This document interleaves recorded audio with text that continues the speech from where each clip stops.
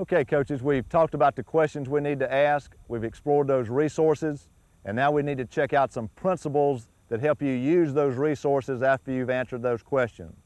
Actually, these are just things you want to keep in mind if you want to think of it that way, just some tips for better practices. You can call them principles or tips or just some things to keep in mind, ever how you want to refer to it. First of those is make practice fun. Now, that doesn't mean it can't be hard work. Hard work can be fun if you make it interesting.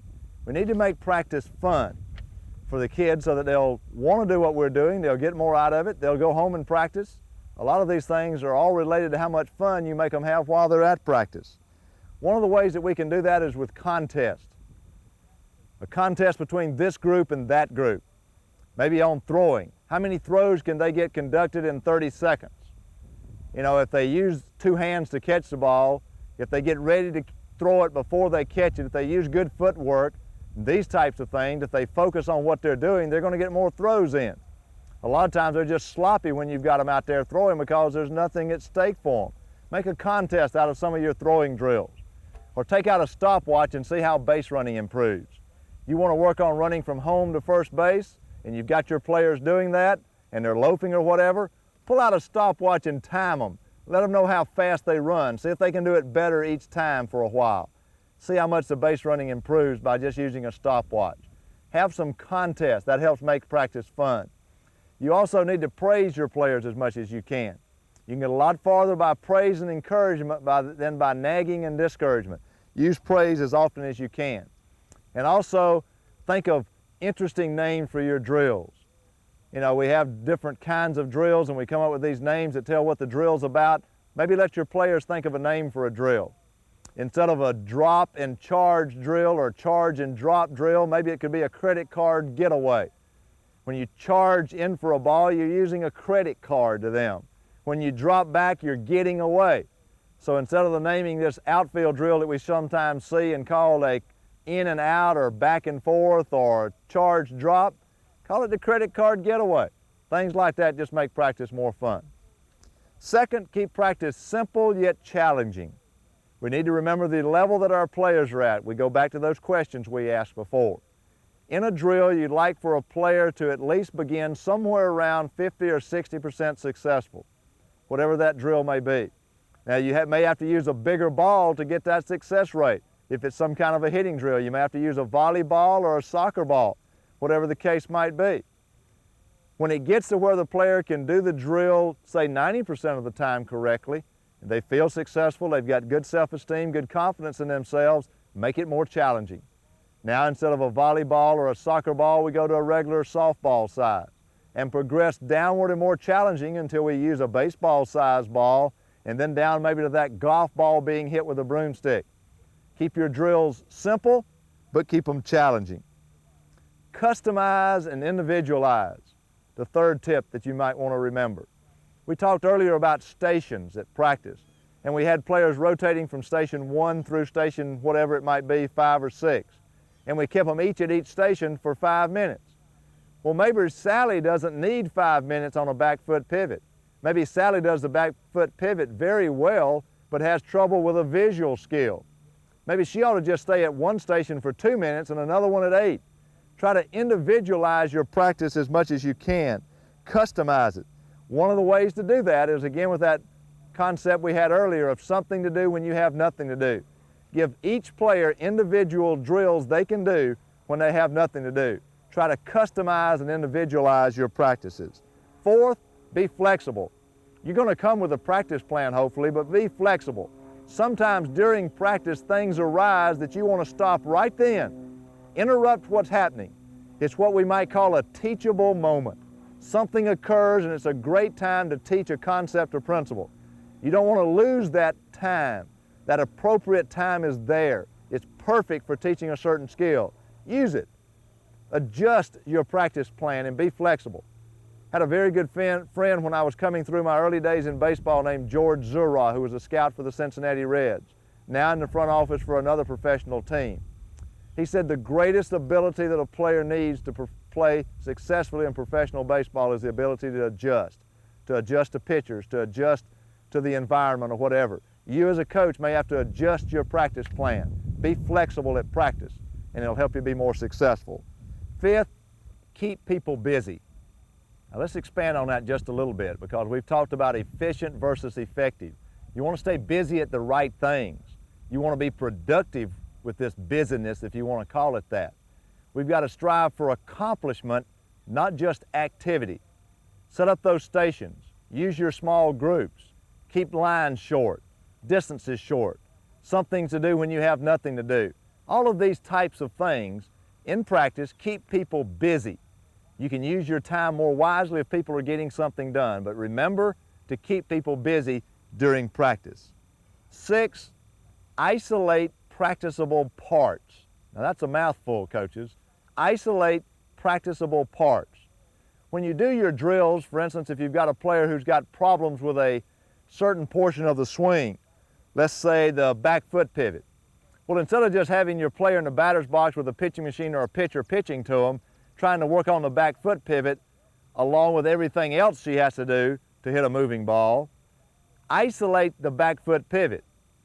Devise drills where you're working only on that back foot pivot, off of a tee, or maybe not even with a bat or a tee or a ball. Isolate the practicable part. That part is the foot that you can practice the back foot pivot of. So set up a drill to do that. Another example would be a wrist snap.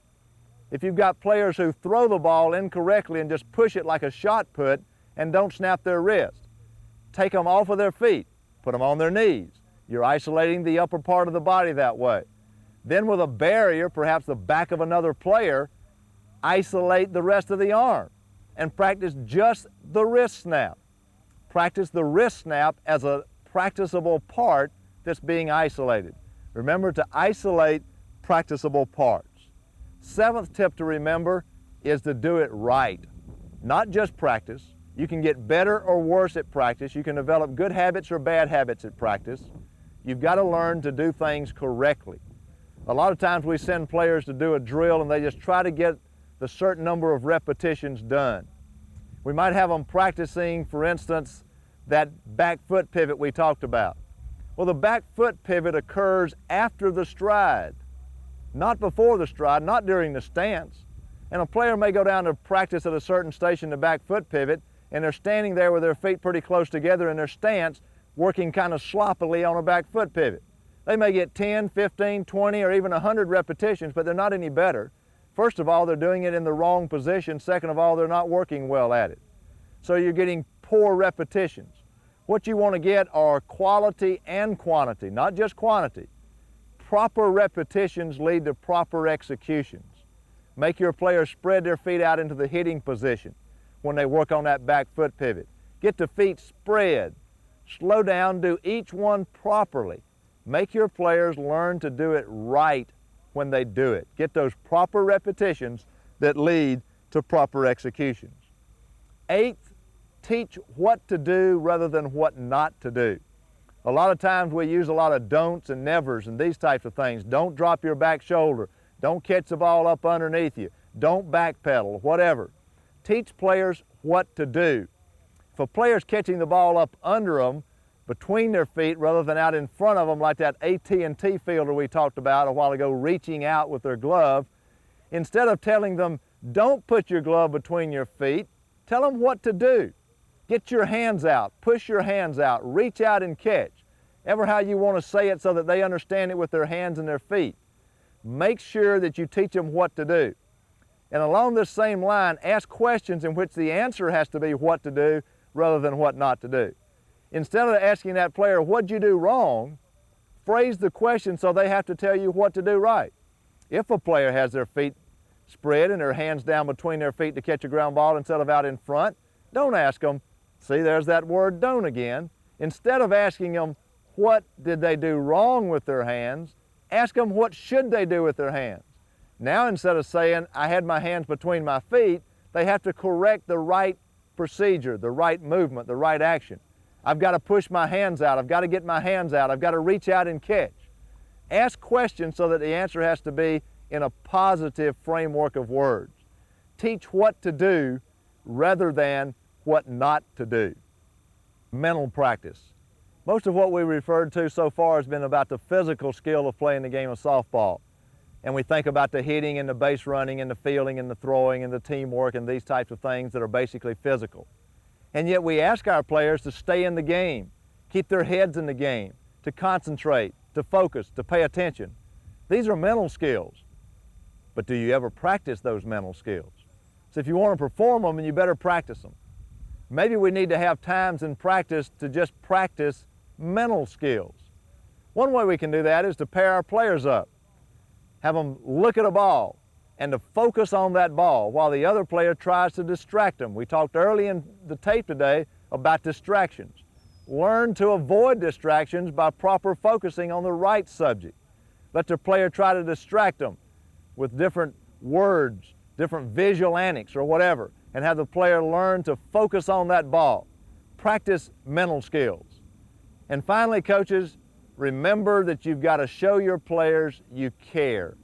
Show your players that you care. I once heard somebody say that I don't care how much you know until I know how much you care. Your players are like that. They want to know that you care about them as people, not just softball players. Show them you care. You can step on their toes if you've got your arm around their shoulder. Let them know that you care about them as people. You're really not going to be heard unless you're believed. And you're not going to be believed unless they know you care about them. You got to have that personal, emotional contact between you and your players. Let them know you care. There are a lot of things to remember, a lot of principles about practice, but as important as any of them is to let your players know that you care about them.